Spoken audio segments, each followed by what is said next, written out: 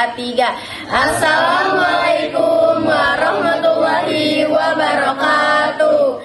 Halo semuanya.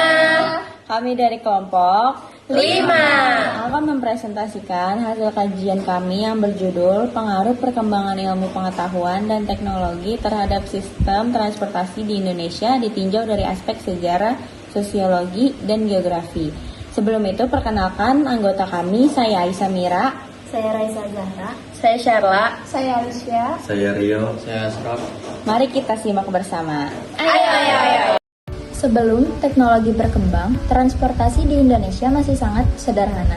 Masyarakat zaman dulu menggunakan perahu layar, pedati, beca, dan delman untuk berpergian atau mengangkut barang.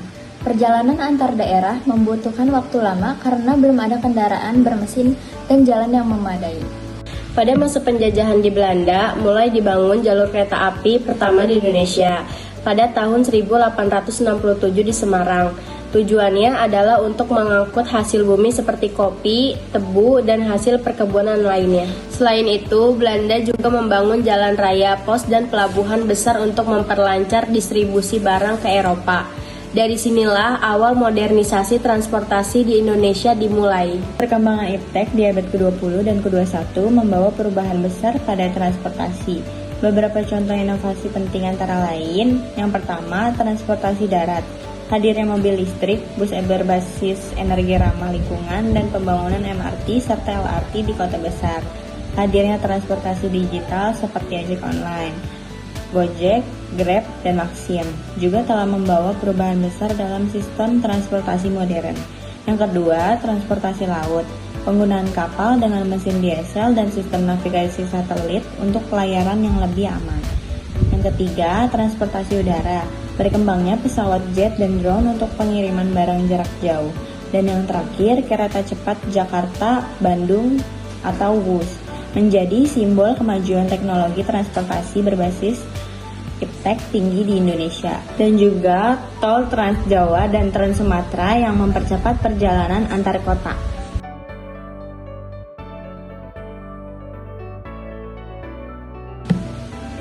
Kemajuan iptek di bidang transportasi membawa dampak positif dan negatif. Dampak positif yang pertama mempercepat mobilitas barang dan manusia. Yang kedua meningkatkan konektivitas antar daerah. Yang ketiga mendorong pertumbuhan ekonomi dan pariwisata. Yang keempat meningkatkan efisiensi dan kenyamanan perjalanan. Yang kelima mempermudah masyarakat berpergian, bekerja, dan berwisata.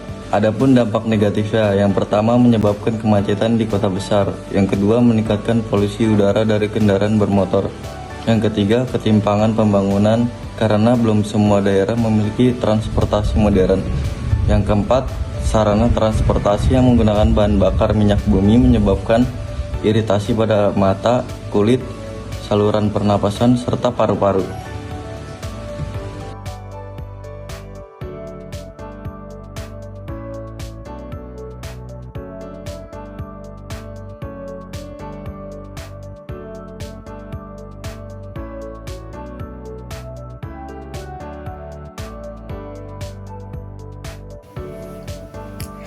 Perubahan besar dalam sistem transportasi ini bisa dijelaskan dengan teori globalisasi menurut Malcolm Waters. Waters berpendapat bahwa globalisasi adalah proses sosial yang selalu berakibat tidak adanya batasan geografis antara masyarakat satu dengan masyarakat dunia. Artinya, kemajuan teknologi termasuk teknologi transportasi telah membuat dunia terasa tanpa batas. Kalau dulu jarak antar daerah atau antar negara bisa menjadi penghalang, kini semuanya bisa dijangkau dengan mudah berkat transportasi modern. Globalisasi di bidang transportasi menjadikan Indonesia bagian dari jaringan dunia, tempat manusia, barang, dan informasi bergerak dengan sangat cepat. Selain itu, kemajuan transportasi juga membawa perubahan sosial. Mobilitas tinggi membuat interaksi antar budaya meningkat. Pola pikir masyarakat menjadi lebih terbuka dan peluang kerja di bidang transportasi semakin meluas. Namun, globalisasi juga membawa tantangan seperti persaingan ekonomi global dan kebutuhan penyesuaian terhadap teknologi baru. Jadi, teori Malcolm Waters sangat relevan untuk menjelaskan bahwa perkembangan iptek di bidang transportasi tidak hanya memajukan teknologi, tetapi juga memperkuat hubungan Indonesia dengan dunia luar. Wilayah yang banyak menggunakan iptek dalam sistem transportasi adalah Provinsi Jakarta. Jakarta merupakan kota terpadat di Indonesia dengan jutaan penduduk yang beraktivitas setiap hari. Karena itu dibutuhkan transportasi modern dan efisien agar mobilitas penduduk tetap lancar. Jakarta juga merupakan pusat pemerintahan, ekonomi, dan bisnis Indonesia, sehingga menjadi kota yang paling cepat mengadopsi teknologi transportasi modern. Jakarta termasuk wilayah fungsional karena berperan sebagai pusat kegiatan yang menghubungkan wilayah sekitarnya seperti Bogor, Depok, Tangerang, dan Bekasi. Melalui aktivitas ekonomi, sosial, pemerintahan, dan transportasi yang saling bergantung, Jakarta menjadi inti pusat pemerintahan, industri, perdagangan, jasa, dan keuangan.